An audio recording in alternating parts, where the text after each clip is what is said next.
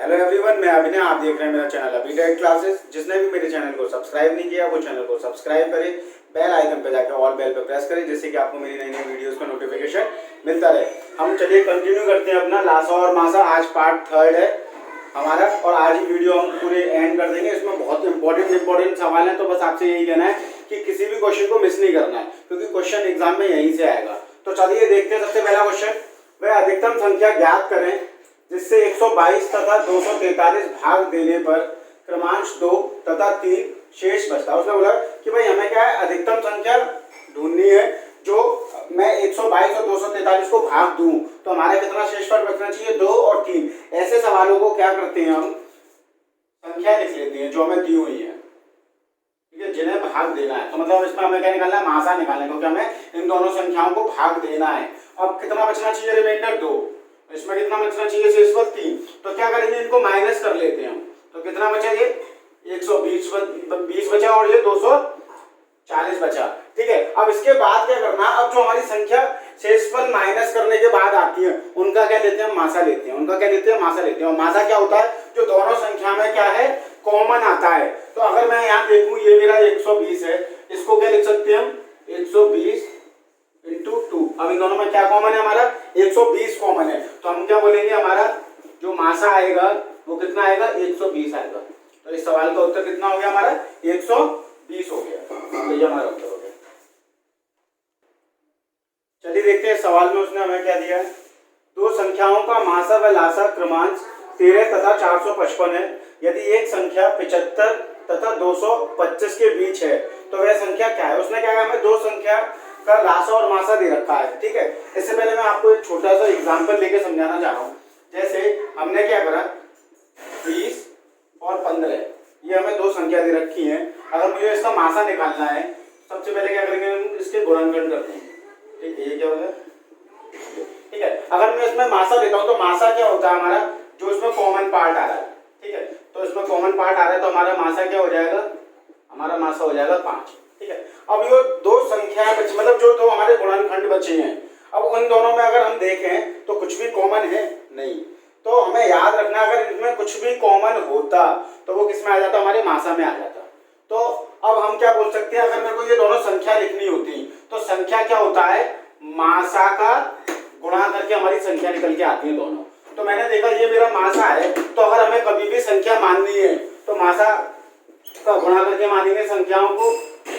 तो क्या हो गया, हमारा 5x हो जाएगा एक संख्या, और एक संख्या क्या हो जाएगी, 5y। इसी के आधार पर क्या हम 2-3 सवाल करेंगे। अब जैसे उसने बोला हमसे कि हमें मासा कितना दे रखा है, 13 दे रखा है, तो हमारी संख्या क्या होगी, 13x होगी, और दूसरी संख्या क्या होगी हमारी, 13y होगी, ठीक है। अब उसने हमें बोला कि हमारा लासा कितना है, 455 है। अगर मुझे इन संख्याओं का लासा निकालना होता तो हम कैसे निकालते, जो हमारा कॉमन है वो लिख लेते, ठीक है, और जो हमारा बचता है गुणनखंड, जो बचते हैं हमारे, उनका क्या करते हैं, हम गुणा कर देते हैं, ठीक है। अब ये मेरा किसके बराबर होगा, जो मेरे को लासा दे रखा है, जो मुझे लासा दे रखा है। तो ये भाग दे देते हैं 13 से, 13 तिया 39 और 13 पंजे 65।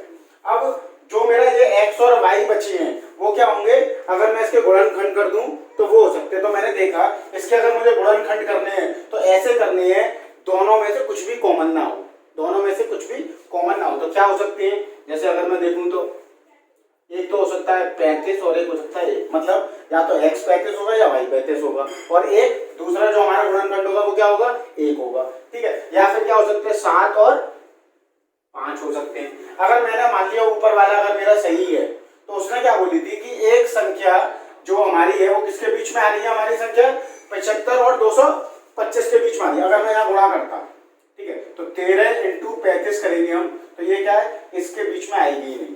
तो इसका मतलब ये वाली वैल्यू नहीं हो सकती x और y की। क्या हो सकती है, 7 और 5। अब ये रख के देखते हैं हम। तो यहाँ अगर मैं x की वैल्यू 7 मान लूं तो ये कितनी हो जाएगी संख्या, 13 इंटू 7, ये हो जाएगी हमारी 91, ठीक है। और दूसरी हमारी क्या हो जाएगी, 13 इंटू 5 65। तो उसने हमसे पूछा था कि जो संख्या इन दोनों के बीच में आ रही है वो संख्या क्या होगी, हमारी 91। तो आंसर क्या हो जाएगा हमारा, 91 हो जाएगा। देखते हैं सवाल में उसने क्या बोला हमसे, दो संख्याओं का लासा 495 तथा मासा 5 है, यदि उन संख्याओं का योग 100 है तो उनका अंतर क्या होगा।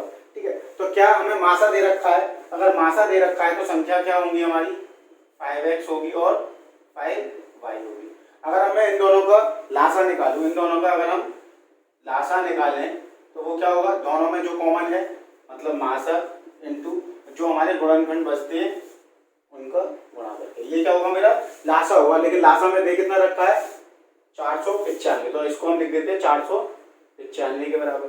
5 से इसको काटा तो ये आ गया कि हमारा मतलब मेरे को पता चल गया कि x और y मेरे क्या है ये है। ठीक है, अब उसने हमसे, मैंने आपको बताया था कि इन दोनों में कुछ भी कॉमन नहीं आ सकता, इन दोनों में कुछ भी कॉमन नहीं आ सकता है। तो अब मैंने देखा कि इसमें क्या क्या इसके वेक्टर हो सकते हैं, हमारे क्या क्या गुणनखंड हो सकते हैं। एक क्या हो सकता है मेरा 99 इंटू 1 हो सकता है, या फिर 9 इंटू 11 हो सकता है। ठीक है, सिर्फ यही दो हो सकते हैं। अब कोई ये मत कर देना कि 3 इंटू 33 कर दे, यहाँ 3 मान लो 3 इधर, तो इन दोनों में 3 कॉमन आ जाएगा, इसलिए हमारे ये वाले फैक्टर नहीं होंगे। अब ये दो फैक्टर हो सकते हैं, लेकिन उसने हमसे ये भी बोला है कि उन संख्याओं का योग कितना है 100 है। अगर मैंने ये मान लिया कि भाई x मेरा कितना है 99 और y मेरा कितना है 1, तो संख्या मेरी क्या है, इन दोनों का योग 100 से बड़ा निकल जाएगा, इसलिए ये भी नहीं हो सकता। तो अब क्या बचा मेरे पास, ये होगा।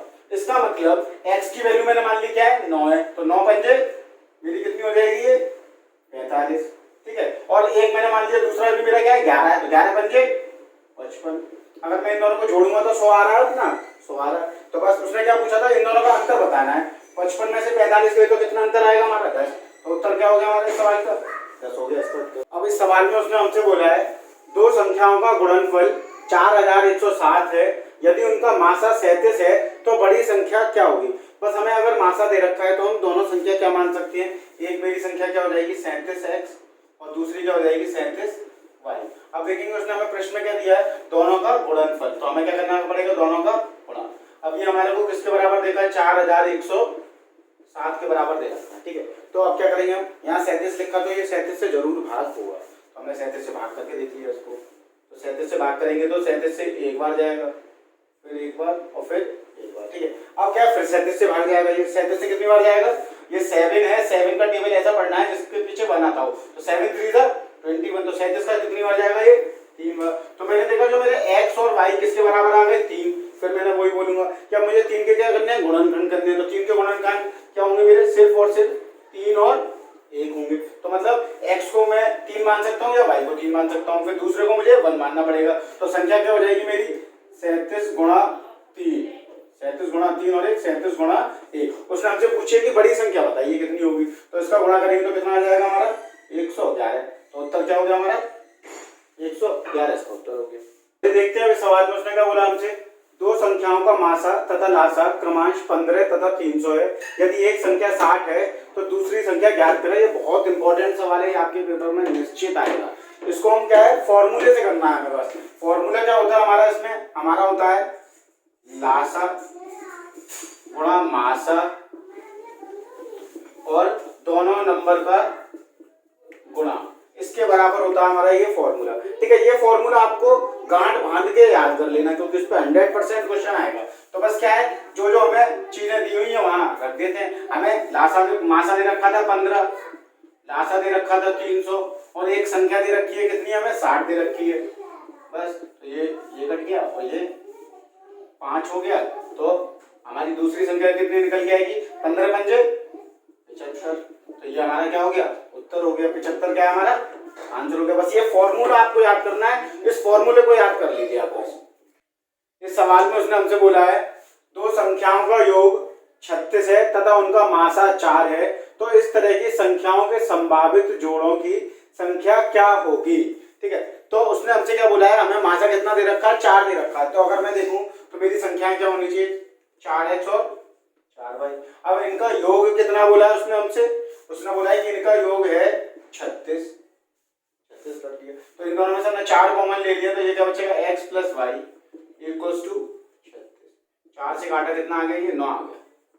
अब सोचने वाली बात है सवाल में कि अब करना क्या है, अब हमें क्या है संभावित जोड़े निकालने हैं। अब यहाँ x इंटू वाई होता तो हम इसके फैक्टर कर रहे थे, अब ये x प्लस वाई है तो इसको मुझे 9 को ऐसे लिखना है कि ऐसी दो संख्या संख्याओं में लिखना है कि दोनों में कुछ भी कॉमन ना है, तो क्या लिख सकते हैं, जैसे मैंने लिख लिया 8 और 1, ठीक है। फिर मैंने क्या लिखा 7 और 2, कोई भी कॉमन नहीं है। यहाँ 7 और 2 9 लिखा हमने। अब इसके बाद क्या लिखेंगे हम 6 और 3। अब 6 और 3 में देखेंगे तो दोनों में 3 कॉमन है, तो ये हो नहीं सकता। फिर इसके बाद और क्या लिख सकते हैं हम, इसके बाद लिख सकते हैं 5 और 4, इसमें भी कोई कॉमन नहीं है। अब इसके बाद कोई भी संख्या, अब हम इसको तोड़ नहीं सकते। अब ऐसा मत करना कि मैंने 5 और 4 लिखा तो तुम 4 और 5 लिख दो, दोनों एक ही बात है, ये नहीं होगा, ठीक है। तो हम देखेंगे ऐसे संभावित कितने जोड़े बनने हमारे, 1 2 और 3। तो कितने संभावित जोड़े होंगे इसके, सिर्फ 3 होंगे इसके संभावित जोड़े, तो इसका उत्तर हो गया 3। अब इस सवाल में उसने बोला है दो संख्याओं के मासा तथा लासा का योग 680 है, उनके लासा, जो उसका लासा दे रखा है उसने बोला वो मासा का कितना है, 84 गुणा है। यदि एक संख्या 56 है तो दूसरी संख्या ज्ञात करें। तो देखो सबसे पहले हमें ये दे रखा है कि उसका जो लासा है, जो उसका लासा है वो कितना है, 84 गुणा है किसका, हमारा मासा का, तो हमने ऐसे लिख लिया, ठीक है। फिर उसने बोला कि इन दोनों का योग कितना दे रखा है हमें, 680 दे रखा है, तो लासा मुझे पता चल गया कितना है 84 मासा, ठीक है, प्लस मासा, इन दोनों का योग तो था लासा और मासा का, ये हमने लिख लिया। अब 84 और 1 कितना हो गया, 85 मासा इक्वल टू 680, ठीक है। अब दोनों को काट लेते हैं, 17 से 17 का टेबल आना चाहिए आपको, 17 चौक 68, 17 पंजे 85, तो 5 से हमारा ये कितना आ गया, 8 आ गया। तो मुझे पता चल गया मासा मेरा कितना है, 8 है, मासा कितना मेरा 8 है। अब हमने अभी एक मैंने फॉर्मूला लिखवाया था आपको कि लासा इंटू मासा और दोनों नंबर का गुणा, ठीक है। अब मुझे लासा पता चल गया, लासा कितना होगा मेरा, ये मेरा लासा है, तो 84 गुणा 8 मेरा क्या हो गया, लासा हो गया। हमने यहाँ वैल्यू डाल दी मासा की, तो 84 गुणा 8 मेरा क्या हो गया, लासा हो गया। अब मेरे को क्या निकालना है, मासा, वो हम निकाल चुके हैं, कितना है 8, तो हमने ये 8 लिख दिया। अब n1 हमें एक संख्या दे रखी है, कितनी है 56 है, तो हम यहाँ 56 लिख देते हैं इंटू n2, तो 8 से इसको काटेंगे तो कितना हो गया 7 बार, और 7 से इसको काटे तो कितना होगा ये 12, तो 12 अट्ठे कितना होता है 96, तो दूसरा नंबर कितना निकल के आया हमारा 96 निकल के आया, तो ये क्या हो जाएगा हमारा इसका उत्तर हो जाएगा। बहुत ही अच्छा सवाल है ये, एक बार वीडियो को पॉज करके दोबारा करिए इसको। लासा और मासा की हमने 3 वीडियो बनाई हैं और इन 3 वीडियो में पूरा का पूरा लासा और मासा आ गया। तो मैं आपसे कहना चाहता हूं जब आप ये वीडियो देखें तो आप प्लेलिस्ट पे जाके मैंने और वीडियोस भी बना रखी हैं और टॉपिकों पे, तो आप उनको भी देखिए, जिससे क्या है आपके जल्दी जल्दी टॉपिक खत्म हो। और मैं चाहता हूं कि आपके एग्जाम में मैक्सिमम मार्क्स आए 30 आउट ऑफ 30। तो उसके लिए आपको क्या करना है, सिर्फ चैनल को सब्सक्राइब करना है, मेरी वीडियोस को शेयर करना है और लाइक करना है। Thank you.